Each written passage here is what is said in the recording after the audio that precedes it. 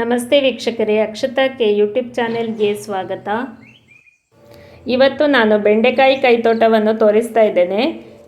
ನನ್ನ ತಾಯಿಯವರು ಅವರ ಮನೆ ಅಂಗಳದಲ್ಲಿ ಬೆಂಡೆಕಾಯಿಯನ್ನು ಬೆಳೆಸಿದ್ದಾರೆ. ಈ ಬೆಂಡೆಕಾಯಿ ತಳಿ ಮೈಸೂರಿನಿಂದ ಕೃಷಿ ಮೇಳದಿಂದ ತಂದಿರೋದು. ಇದು ನೋಡಲು ದಕ್ಷಿಣ ಕನ್ನಡ ಜಿಲ್ಲೆಯಲ್ಲಿ ಬೆಳೆಯುವ ಬೆಂಡೆಯ ಬಣ್ಣ ಇದೆ.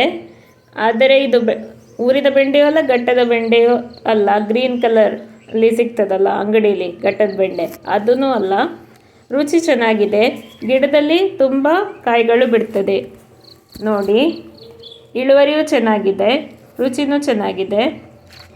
ಹಾಗೆ ನನ್ನ ವ್ಯೂವರ್ಸ್ ಎಲ್ಲ ಬೆಂಡೆಕಾಯಿ ಕೈತೋಟವನ್ನು ನೋಡಲಿ ಅಂತ ಈ ವಿಡಿಯೋವನ್ನು ಮಾಡಿದ್ದೇನೆ.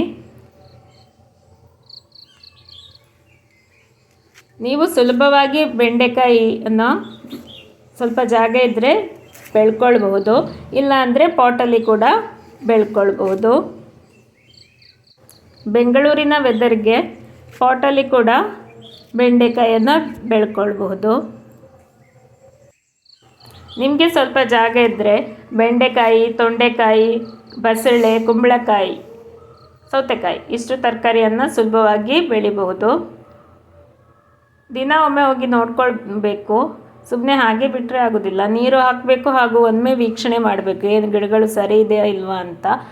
ಕೆಲವೊಮ್ಮೆ ಹುಳಗಳು, ಕೀಟಬಾಧೆ ಆಗ್ತದೆ. ಅದಕ್ಕೋಸ್ಕರ ಬೆಂಡೆಕಾಯಿ ಹೂವು ಈ ಥರ ಬರ್ತದೆ ನೋಡಿ, ಎಷ್ಟು ಸುಂದರವಾಗಿದೆ ಹಾಗೂ ಎಷ್ಟು ದೊಡ್ಡದಾಗಿದೆ ಅಂತ. ತರಗೆಲೆ ಕರಿಯನ್ನು ಹಾಕಿದ್ದಾರೆ. ತರಗೆಲೆ ಕರಿಯನ್ನು ಹಾಕೋದ್ರಿಂದ ಹೂವುಗಳು ಜಾಸ್ತಿ ಬಿಡ್ತದೆ, ಕಾಯಿನೂ ಜಾಸ್ತಿ ಆಗ್ತದೆ. ತರಗೆಲೆ ಕರಿ ಹೇಗೆ ಮಾಡೋದು ಅಂತ ವಿಡಿಯೋವನ್ನು ನಾನು ಚಾನಲಲ್ಲಿ ಅಪ್ಲೋಡ್ ಮಾಡಿದ್ದೇನೆ. ನೋಡಿಲ್ಲ ಅಂದರೆ ದಯವಿಟ್ಟು ಹೋಗಿ ನೋಡಿ, ಆಗ ನಿಮಗೆ ಗೊತ್ತಾಗ್ತದೆ ಹೇಗೆ ಮಾಡೋದು ಅಂತ. ತರಗೆಲೆ ನಿಮಗೆ ಸುಲಭವಾಗಿ ಸಿಗ್ತದೆ, ಅದರಿಂದ ಕರಿಯನ್ನು ಸುಲಭವಾಗಿ ಮಾಡಿಕೊಳ್ಬಹುದು. ವಿಡಿಯೋವನ್ನು ಲೈಕ್ ಮಾಡೋದನ್ನು ಮರಿಬೇಡಿ. ತರಗೆಲೆ ಕರಿ ಮಾಡಿಕೊಂಡ್ರೆ ತರಕಾರಿಗೂ ಆಗ್ತದೆ, ಹೂವಿನ ಗಿಡಗಳಿಗೂ ಆಗ್ತದೆ. ಗುಲಾಬಿ ಹೂಗಳು ತುಂಬ ದೊಡ್ಡದಾಗಿ ಅರಳ್ತದೆ. ಸೇವಂತಿಗೆನೂ ತುಂಬ ಚೆನ್ನಾಗಿ ಆಗ್ತದೆ. ಮಲ್ಲಿಗೆಗೂ ಭಾಳ ಒಳ್ಳೆಯದಾಗ್ತದೆ. ಮಲ್ಲಿಗೆ ಬೆಳೆಗಾರರು ತರಗೆಲೆ ಕರಿಯನ್ನು ಹಾಕ್ತಾರೆ. ಅದ್ರ ಜೊತೆ ಬೇರೆ ನೆಲಗಡಲೆ, ಹಿಂಡಿ ಅಂಥದ್ದನ್ನು ಹಾಕ್ತಾರೆ. ಈ ತರಗೆಲೆ ಕರಿ ಹಾಕೋದ್ರಿಂದ ನೀರಿನ ಪಸೆ ನೀರಲ್ಲಿ ಬಹಳ ಹೊತ್ತು ಇರ್ತದೆ. ಈಗ ಸಮ್ಮರಲ್ಲಾದರೂ ನೀವು ನೀರು ಹಾಕಿರೋದು ಸ್ವಲ್ಪ ಪಸೆ ಸಿಗ್ತದೆ, ಆವಾಗನೇ ಎಲ್ಲ ಡ್ರೈ ಆಗಿ ಹೋಗೋದಿಲ್ಲ. ಅದಕ್ಕೋಸ್ಕರ ನೀವು ಯಾವ ತರಕಾರಿಯನ್ನು ಬೆಳೆದಿದ್ದೀರಾ ಎಂದು ಕಮೆಂಟ್ ಮೂಲಕ ತಿಳಿಸಿ.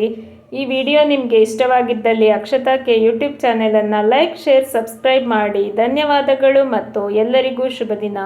Thanks for watching.